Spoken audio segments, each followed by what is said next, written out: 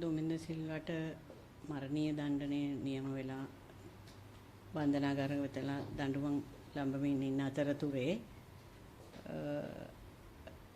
ජනාධිපතිතුමා විසින් විශේෂ ජනාධිපති සමාවක් දීලා ගිය අවුරුද්දේ පොසොන් පොය දවසේ ආව නිදහස් කරා. ඊට පස්සේ අපි නීති උපදෙස් අරගෙන මමත් මගේ දුවත් ඒකට වාරණයක් නිකුත් කරන ලෙස ඉල්ලලා අපි ඇප්ලිකේෂන් දෙකක් ඉදිරිපත් කළා. ඒ දෙක විභාගයට ගත්ත ශ්‍රේෂ්ඨාධිකරණය තීන්දුව කළා තියෙනවා. ඒ සමාව දීම අභියෝගයට ලක් කළා වාරණ නියෝගයක් නිකුත් කළා තියෙනවා. ඒක තමයි මේ දවස්වල මේ සිදු වුණ දේ. පසුගිය දැන් අවුරුදු කීපයකට උඩදී 2011 මගේ මහත්තයා ඇතුළු 4 දෙනෙක් මහපාරේ අමුමේ ඝාතනය කරා. ඊට පස්සේ අපි දීර්ඝ කාලීන නඩු විභාගයකට පස්සේ මහාධිකරණය විසින් විනිසුවරු 3 දෙනෙක් තීන්දුව කරා දුමින්ද සිල්වා ඇතුළු ඒ මැර කණ්ඩායමට මරණීය දණ්ඩනය නියම කරලා. ඒගොල්ලන් දුමින්දගේ පාර්ශවයේ අවස්ථාවේදී නැවත අභ්‍යාචනයක් ශ්‍රේෂ්ඨාධිකරණයට ඉදිරිපත් කළා. ඒ ශ්‍රේෂ්ඨාධිකරණය පංච පුද්ගල විනිසුරුවරුගෙන් සමන්විත වෙලා ඒ අය ඒකමතිකව අර පළමු නියෝගය ක්‍රියාත්මක කරන්න තීන්දුව කරා. ඒ අනුව දුමින්ද සිල්වා ඇතුළු ඒ 4 දෙනාට මරණීය දණ්ඩනය හිමි වුණා. මරණීය දණ්ඩනය හිමි වුණ ඒ දුමින්ද සිල්වා ඇතුළු පිරිස සිර දඬුවම් විඳින්මින් ඉන්න අතරතුරේ තමයි ජනාධිපතිවරයාගේ විසින් විශේෂ බලතල අනුව දුමින්ද සිල්වාට පමණක් විශේෂ ජනාධිපති සමාවක් දීලා නිදහස් කරේ. ඒ අනුව ඒ අවස්ථාවේදී ගොඩක් අය අපිට කිව්වා දැන් ඉතින් කළ යුතු කිසිවක් නැහැ. ජනාධිපති සමාව දුන්නාට පස්සේ එහාට කරන්න දෙයක් නැහැ. නිහඬව ඉන්න එක තමයි සුදුසු කියලා. නමුත් අපි ඒ වෙලාවේ නීති උපදෙස් අරගෙන ඇත්තටම ඒ වෙලේ කවුරුත් කැමති වුණෙත් නැහැ. නීතිඥවරු වුණත් මේක පළක් නැති වැඩක්, ඒක වැඩක් නැහැ කියලා කිව්වා. ඒ අතරතුරේ මගේ දියණිය හිරුනිකා ජනාධිපති නීතිඥ සුමන්තිරම් මහත්තයා හම්බ වෙලා එයාගේ ඇප්ලිකේෂන් එක දැම්මා. ඒ වගේම මම මගේ නීතිඥ එරාජ් සිල්වා මහතාගේ කණ්ඩායමත් එක්ක මමත් ඒගොල්ලෝ හම්බ වෙලා උපදෙස් පැතුවා. ඒ වෙලේ මට මතකයි මම එරාජ් සිල්වා නීතිඥතුමාගෙන් අහුවා මේ ඔබතුමාට මේ ගැන විශ්වාසයක් තියෙනවද? අපි මේ කරන ඉල්ලුම් පත්‍රයෙන් අපිට පළක් ලැබෙයිද කියලා. ඒ වෙලේ එතුමා මට කිව්වා අපි මොකුත් නොකර ඉන්නවට වැඩිය උත්සාහයක් අරගෙන බලමු. සාර්ථක වෙන්න පුළුවන්. අපි කොයිකටත් මේකට ක්‍රියාත්මක වෙමු කියලා. ඒ අනුව ඇත්තටම එතුමාගේ උත්සාහයේ ප්‍රතිඵල දැන් තියෙනවා. ශ්‍රේෂ්ඨාධිකරණය විසින් ඒක විභාගයට ලක් කරන්න තීන්දුව කළා තියෙනවා. එතෙක් සෙප්තැම්බර් 1 වෙනිදා ඉඳලා නැවත මේ ඒක විභාග කරනවා. ඒ අතරතුරේ වහාම ක්‍රියාත්මක වෙන පරිදි මැයි 31 වෙනිදා දුමින්ද සිල්වා නැවතත් බන්ධනාගාර භාරයට පත් කරන්න කියලා නියෝගයක් දුන්නා. ඒ අනුව ඔහු ජනාධිපතිවරයාට විශේෂ සමාව දුන්නා විතරක් නෙවෙයි එළියට දැම්මට පස්සේ නිවාස සංවර්ධන අධිකාරියේ සභාපති තනතුරට පත් කරා. 31 වෙනිදා දීපු අධිකරණ නියෝගයත් එක්ක යාට වර්ලිප්පුව කියලා රෝගය ඇති වෙලා ජයවර්ධනපුර රෝහල්ගත වෙලා ඉන්නවා කියලා ආරංචි. ඉතින් මම අහන්න කැමති විශේෂයෙන් ජනාධිපතිවරයාගෙන් මේ වගේ වලිප්පුව කියන එක මම දන්න විදිහට මේ සාමාන්‍ය මිනිහෙක් එකපාර ගැහිලා බිම ඇදගෙන වැටිලා අතපය වෙවුලන්න වෙලා ස්නායුන් කටින් සෙම දාලා සිහිය කල්පනාව නැතුව දතකට පුට්ටු වෙන ලෙඩක්. ඉතින් මේ වගේ අසනීපයක් ඒ වෙනකොට තිබුණාද?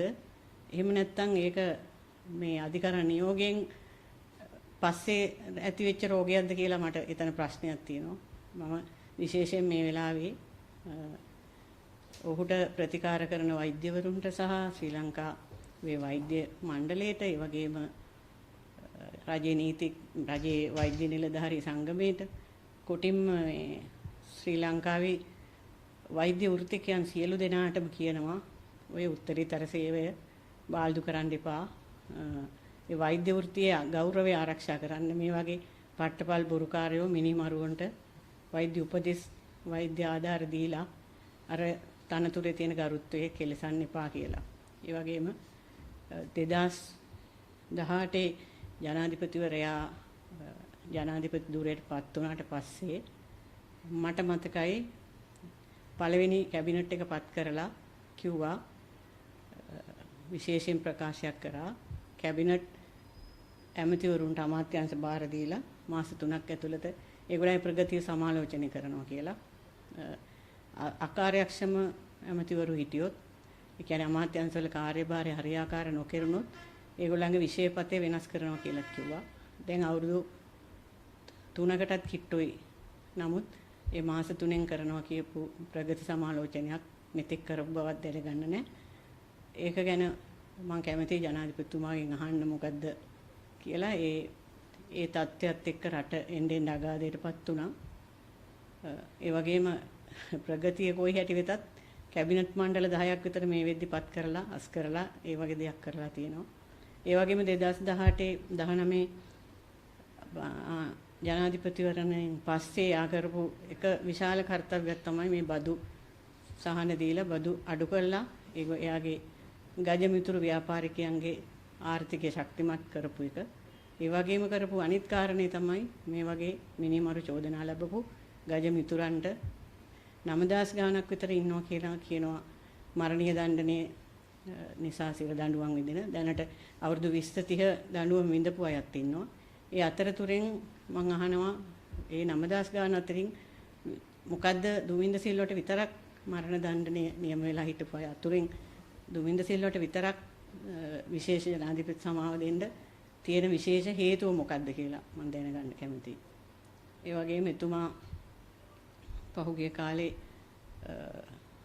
කාර්ය සාධන බලකායවල් බරගාන පත් කරා ආර්ථිකය ශක්තිමත් කරන්න කෘෂි කර්මයට එක රටක් එක නීතියක් කියලා කාර්ය සාධන බලකායක් පත් කරා. ඒ වගේම ඊට අමතරව එතුමාගේ සහෝදරයෙක් වෙන මොළ 7ක් තියෙන සහෝදරයා යටතේ තමයි මේ කාර්ය සාධන බලකායවල් ආරම්භ කළේ. ඒ වල ප්‍රගතිය මොකක්ද කියලාත් මම දැනගන්න කැමතියි. දැනට ඒ කාර්ය සාධක බලකායවල් ක්‍රියාත්මක වෙනවද? ඒ අතරතුරේ දැන් කියනවා අගෝස්තු මාසෙ වෙද්දී කෑම හිඟයක් එයි, ආහාර හිඟයක් එයි, දුර්භික්ෂයක් එයි කියලා.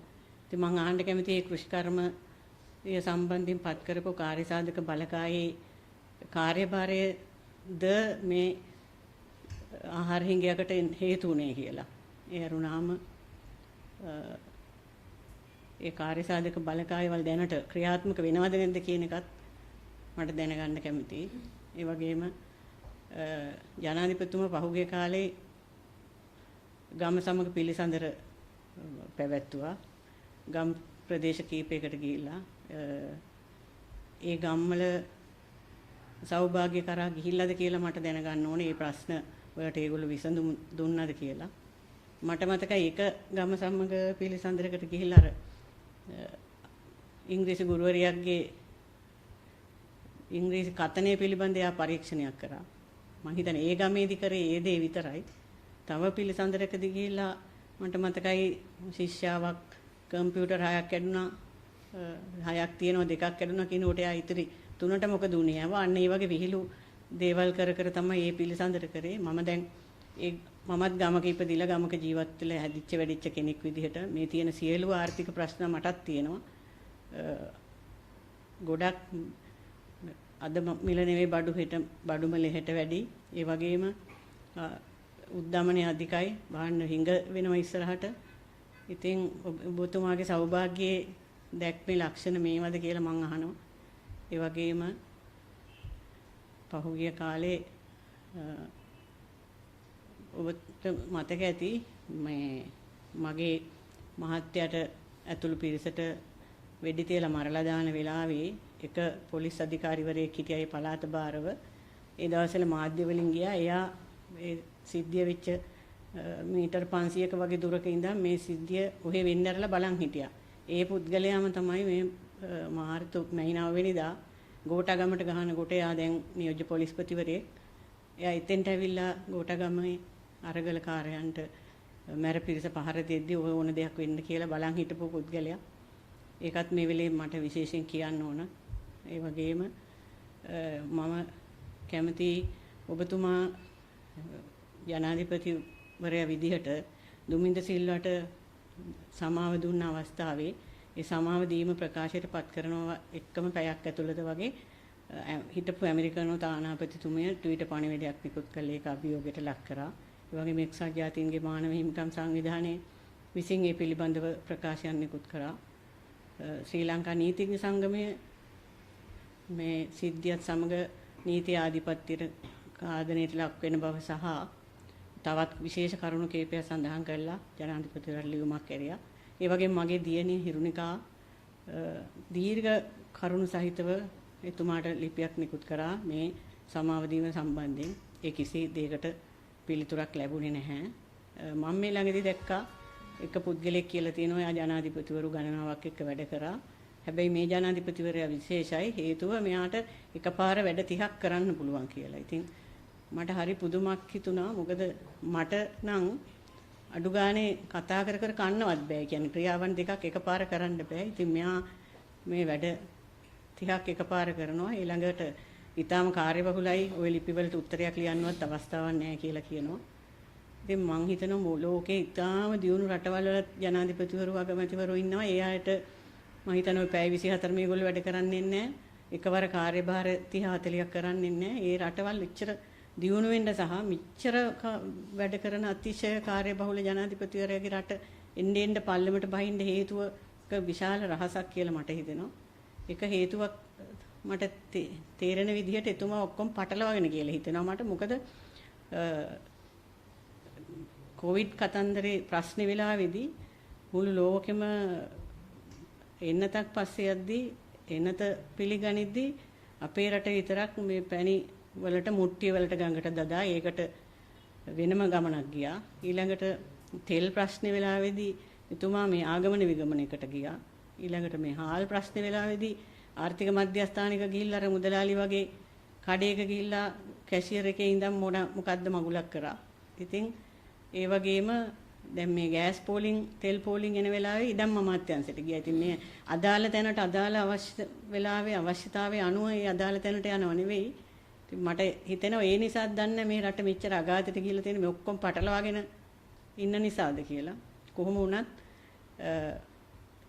එතුමාට මට මතකයි ජනතා විමුක්ති පෙරමුණේ නියෝජිතයෝ ගිහිල්ලා ජනාධිපති ලේකම් කාර්යාලයට ලිපි ඉදිරිපත් කරා ඒගොල්ලන්ගේ නොයෙකුත් ප්‍රශ්න කියලා. ඒ වගේම විශ්වවිද්‍යාල ශිෂ්‍යයන්ගේ ප්‍රශ්න අරගෙන ගියා එතනට.